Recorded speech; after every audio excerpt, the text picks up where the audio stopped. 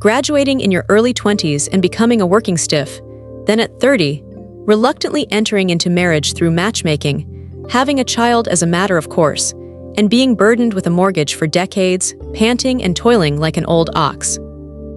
Finally reaching retirement at 60, and then perfectly concluding life in one's 70s or 80s. This was the life picture of the old era, with every step needing to be completed on time, and every step requiring a firm grip on the life preserver. Young people caught up in the post-modern wave probably strongly dislike this punch-the-clock-style life. Among them, the more extreme ones would spend one day and then feel like they can play for 3 days, lying flat like the great sage equal to heaven. The cynical ones would pick up quotations and repeat them over and over, wanting to break some kind of prosperity, only to find that they were just playing cosplay.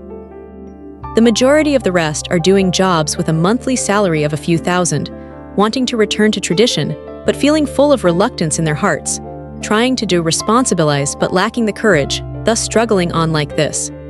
In any case, this generation of young people is trapped, wasting away day and night, their youth slipping away and unable to find a way out. Herbivore men, carnivore women, defeated women, phoenix men, our neighbors have given us many templates. Late industrialized big countries always follow the trajectory of East Asian pioneers. Can this pattern be escaped? So, who exactly has locked us up? Let's talk about this issue in this episode. The Godfather once said, "People who can see through the essence of things in half a second, and those who can't see through it in a lifetime, are doomed to have completely different fates." This is the cruelest for young people, because they neither have the ability to see through the essence of things, nor possess such emotions. The world we live in has slowly turned into a pleasure-reading literature world. The cultivation in anime, the son-in-law in TV shows, and the leveling up in games all use a stereotyped way to give us the best sense of pleasure. A qualified son-in-law must go through being slapped by the female lead, being disliked and disdained by the mother-in-law, and being arrogantly mocked by the second male lead. Then the male lead either obtains divine skills, is guided by a high-ranking person, or suddenly has his identity revealed. The most basic type here is to be humiliated first and then take revenge, finally achieving a satisfying counter-kill. Pleasure-reading animations are bursting out one after another, with the protagonist's experience being the only main line, and monster fighting and leveling up, as well as showing off, being the main selling points. Time must be carded, stop at the right point, always claim to be lucky, and the whole story depends on divine skills. The core mutation's special effects are exaggerated and absurd, and finally, the rules of the world are broken, becoming an eternal god. In real life, young people who call themselves left-wing shout and kill, without even participating in work or understanding social production, thinking they have grasped the universal truth, and believing that as long as they do something, they can achieve something. This actually also conforms to the pleasure-reading logic, putting the whole world into the brain, and thinking that if they wish for something, the world can be changed. When the old man entrusted the mission to young people in their 17s and 18s, he couldn't help but have such worries, and sure enough, he soon reaped a mess. Pleasure is a kind of alternative satisfaction, which comes from Freud's research on human instincts. After determining the dual opposition of human instincts and reason, he admitted that in the process of pursuing happiness and well-being, people would cause pain in many aspects. In simple terms, it is wanting but not being able to get. What can you do about life? The main audience of pleasure culture is mainly the people born after the 1980s. The post-80s generation is the first generation of only children in New China who were most highly expected, but they are also an awkward generation. In their adolescence, under the strong policies of the country, the downsizing of family construction made them feel lonely. The dividends of reform and opening up had not yet been fully gathered in thousands of households. Parents were busy making a living, and children could only cheer themselves up. When they grew up and even entered middle age, most of the social resources and wealth were in the hands of the adventurers of the previous generation. At that time, they had to bear the various pressures of supporting their parents, educating their children, and maintaining their families. What about the post-90s generation? Although their growth environment seems better, China in the 1990s was going through rapids and shoals. The rural areas were on the verge of collapse, and the urban industrialization had just begun, making them also spend their childhoods in hardship. At the same time, after the new century's triumphant journey and integration with the international community, the emerging nouveau rich was just a redistribution of the interest pattern of the previous era. Most of the post-90s generation were still in school and couldn't get a share. When they entered society, everything had already been settled. Mortgages diluted their youth, marriage was carefully considered for the family, and the huge gap between ideals and reality brought a strong sense of oppression, making them turn to the internet to find alternative satisfaction and soothe the anxiety in real life. In terms of economic strength and social ethics related to discourse power, they do not have an advantage, so they only have two choices: either to be incorporated into this system or to become stigmatized rebels. At that time, many masterpieces were born in the online literature world, including Juxian, which opened the classical immortal cultivation genre. How the Bad Guys Are Made in the Underworld Literature, Chen Dong's Shenmue serialized on Kidian, and Heiyin's Langya Bang serialized on Jinjiang. People from the post-80s and post-90s generations drew spiritual comfort from these pleasure reading novels. When it came to the post-Zeros generation, as they were about to enter society, the world suddenly entered a bottleneck period, and there were not even any leftovers. They became the real defeated generation. In the pre-modern rules, social discipline and value systems were strictly formulated by the previous generation, limiting their behavioral boundaries. In the post-modern chaos, men and women tearing each other apart as enemies, and the basic sexual life of the population became the most scarce desire. The so-called rectification of the workplace ended up being severely punished by superiors and bosses. The so-called lying flat meant working for 8 or 9 hours a day. In a fast-paced society, pleasure reading animations were chosen, and looking at those lists, they turned out to be the online novels from 10 or 20 years ago, only moved from books to screens. Different youths, but the same pleasure reading.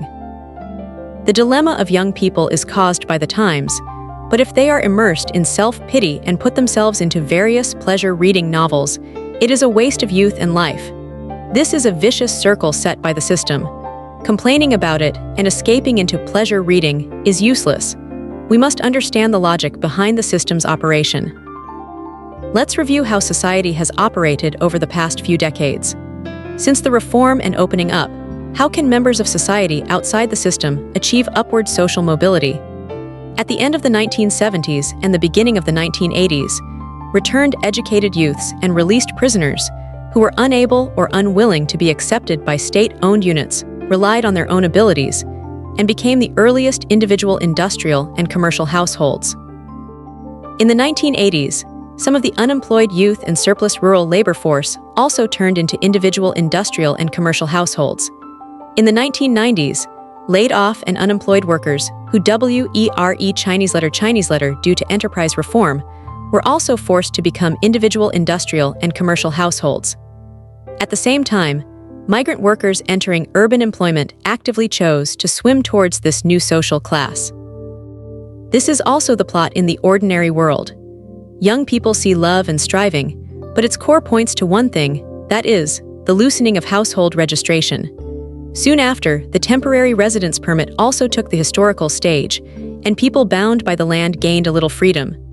The life paths and rough experiences of the two brothers Sun Xiaoping and Sun Xiaoping were all controlled by the word household registration. In September 1985, the implementation of the ID card system was a major change in China's household registration system, beginning the transformation from a household-based management model to a person-based management model. Since then, the 4 documents of entry permit, temporary residence permit, household register, and ID card have dominated the daily lives of Chinese people. Our current debates about first-tier and new first-tier cities, the buying and appreciation of houses, the college entrance examination and education, marriage and family, are all closely related to household registration. In addition to household registration, another thing is also very important. In the Great River and the Big River, Song Yunhui, Lei Dongbao, and Yang Zun had all kinds of wild ways and made a great fuss. The plot seemed to be discussing the personal struggles of these people, But whether Lei Dongbao became the factory director of a collective enterprise or Yang Zun became a giant individual household, the decisive factor was the change in ownership and tax system. When the social interest pattern changes, it must be driven by people. And then we can talk about personal struggle, whether to take risks, and whether to gamble. Why is the household registration system still the same as since the reform and opening up, without fundamental changes? Because change means that the interest pattern will be broken again, and no one dares to easily loosen it. Without seeing the underlying logic of society and the laws of human nature operation, and thinking about beautiful women and handsome men every day, putting oneself into the online novel protagonist, it is inevitable to fall behind and become depressed. In fact, these are all common sense, but many people do not recognize common sense. Take the current mobile phone brushing as an example. Only books have such a passage. In the future, being detached from digital media may be a kind of luxury privilege. Only when picking up someone can we turn off the notification settings of emails and social media and leave a "not in office" message during the digital phase. The lower class people will be bound by the gig economy to smartphones. Over time, for more and more people, it will become extremely difficult to want to read a book because our brain mechanisms have been changed. We don't want to participate in research of things without comments, feedback, or interaction. Research has found that long-term viewing of short videos can change the structure and function of the brain. Researchers from Zhejiang Normal University compared 35 short video addicts with 36 healthy controls and found that the gray matter density in the bilateral inferior frontal gyrus, left insular cortex, right precuneus, and right hippocampus of short video addicts significantly decreased, and the white matter density in the inferior frontal gyrus, anterior cingulate nucleus, and other parts decreased. Pleasure is already impacting our physiology. As mentioned earlier, things also need to be driven by people, and all things in the world revolve around power, responsibility, and interest. Power is who decides what to do, responsibility is who pays the price, and interest is who gets the benefit. Usually, for a thing to be done, power, responsibility, and interest must be balanced, just like the law of smile conservation. Smiles do not arise out of nowhere, nor do they disappear for no reason. They just transfer from one person's face to another's. Why has feminism been criticized more and more fiercely in the past 2 years, even to the point where everyone wants to condemn it? Because the system of full virtue and benefit in the relationship between men and women has collapsed. In terms of dowry, cars and houses, housework and emotions, the demands on men keep increasing, almost becoming their one-way payment. While in terms of women's responsibilities, women neither bear economic value nor moral risks. They want to do whatever they want without any cost, and sex, childbearing, and emotions can be determined entirely by their mood, or simply ignored. This is rare in human history, a right obtained by slogans and volume, without truly paying responsibility and cost.